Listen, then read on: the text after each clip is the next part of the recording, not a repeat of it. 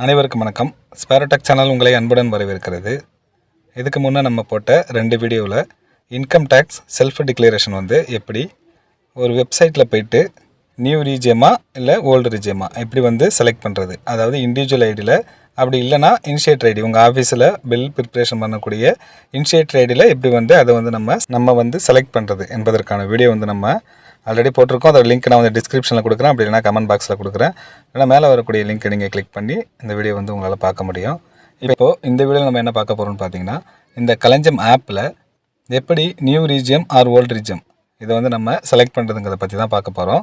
இந்த களஞ்சியம் ஆப்பை இது வரைக்கும் டவுன்லோட் பண்ணாதவங்க ஆல்ரெடி இந்த களஞ்சியம் ஆப்பை எப்படி டவுன்லோட் பண்ணுறதுன்னு வீடியோ போட்டிருக்கோம்.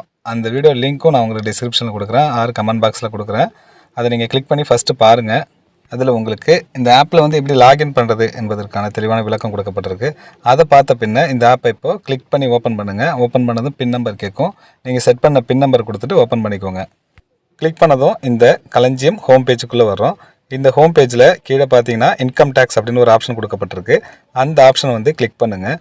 கிளிக் பண்ணதும் அதில் ஓல்டு ரீஜியமா ஆர் நியூ ரீஜியமா செலக்ட் பண்ணுறதுக்கான ஆப்ஷன் கொடுக்கப்பட்டிருக்கும். உங்களுக்கு எது சூட்டபுளாக இருக்கோ அந்த ரீஜியமை செலக்ட் பண்ணிவிட்டு கீழே இருக்கக்கூடிய சப்மிட் என்ற ஆப்ஷன் கிளிக் பண்ணிக்கோங்க.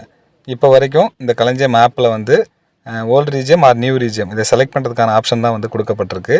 மேலும் இதில் பார்த்தீங்கன்னா ஓல்டு ரீஜியம்க்கு டீட்டெயில்ஸ் கொடுப்பதற்கான ஆப்ஷன் இன்ன வரைக்கும் இதில் கொடுக்கப்படலை.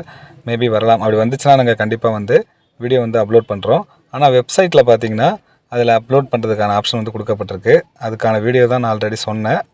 அந்த வீடியோவை தேவைப்படுறவங்க பாருங்கள். அவ்வளோதான். வீடியோ பிடிச்சிருந்தால் லைக் பண்ணுங்கள். மறக்காமல் இதை அனைத்து அரசு ஊழியர்களுக்கும் இந்த வீடியோ ஷேர் பண்ணுங்கள். தேங்க்யூ.